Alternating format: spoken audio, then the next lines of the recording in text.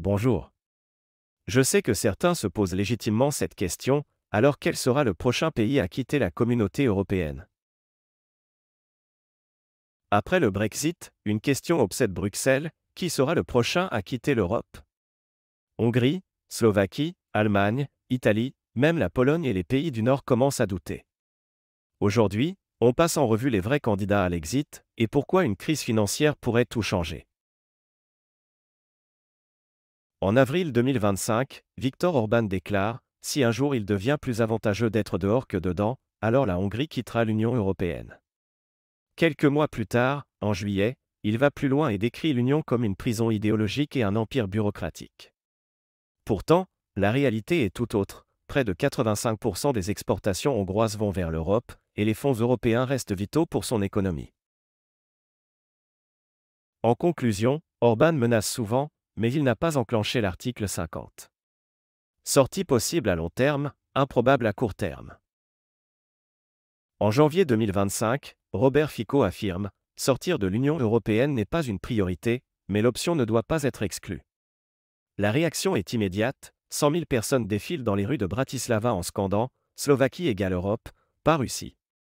La réalité, c'est que le peuple reste majoritairement pro-européen, mais la ligne souverainiste du gouvernement entretient le doute. Scénario de sortie peu crédible, mais la rhétorique affaiblit le consensus européen. En 2024, l'AfD inscrit dans son programme l'organisation d'un référendum sur le Dexit. Mais un obstacle majeur se dresse, la loi fondamentale allemande interdit les référendums nationaux. Il faudrait donc une réforme constitutionnelle. Dans les urnes, l'AfD progresse et atteint 22% aux européennes, mais reste isolée au Bundestag. Avec les coupes budgétaires, la crise politique et un malaise croissant dans la population, l'idée du Dexit continue malgré tout de faire son chemin.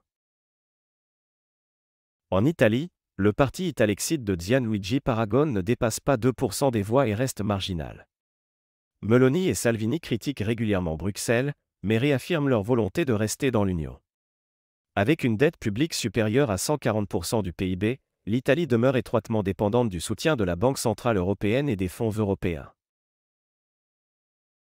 Donc pas de projet officiel de sortie, mais fragilité structurelle. L'Italie serait la plus exposée en cas de crise.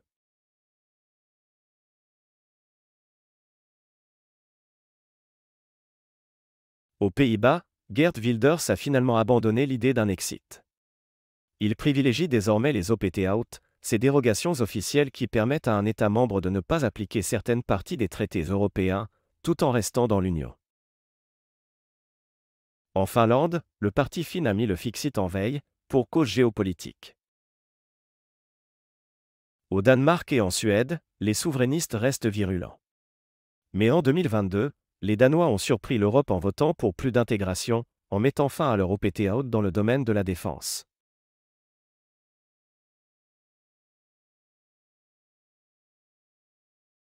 En Pologne, avec le retour de Donald Tusk, Varsovie s'est réaligné sur Bruxelles et a récupéré ses fonds bloqués.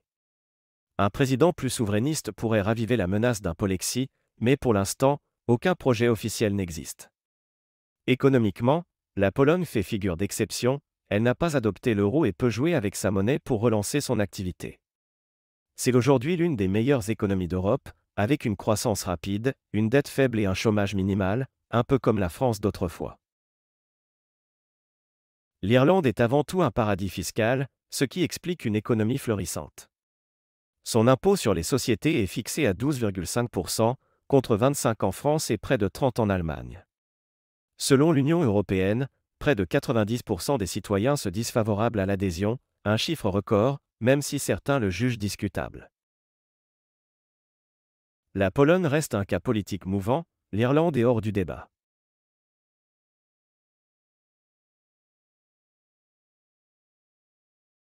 Sans crise, les discours de sortie restent de la rhétorique électorale. Avec crise, tout peut basculer. En Italie, si la Banque centrale européenne cessait de racheter sa dette, l'Italexit deviendrait une option politique. En France, avec plus de 3 200 milliards d'euros de dette, une austérité imposée par Bruxelles pourrait faire ressurgir l'idée d'un Frexit social. En Allemagne, Une crise bancaire donnerait un nouvel élan à l'AfD et à son discours anti-euro.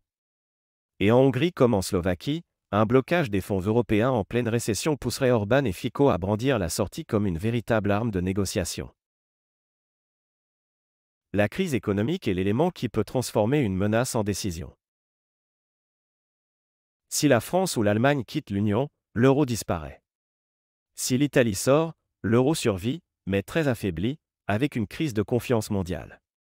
Et si un petit pays comme la Grèce ou la Slovaquie s'en va, la monnaie unique peut continuer à exister, mais l'effet domino politique serait redoutable.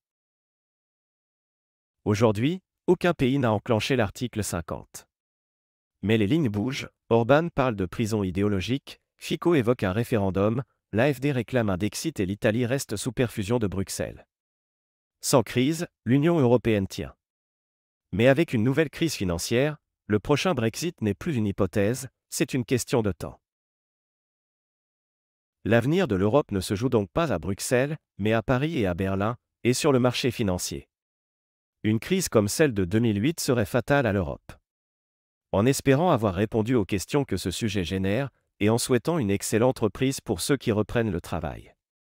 À très bientôt.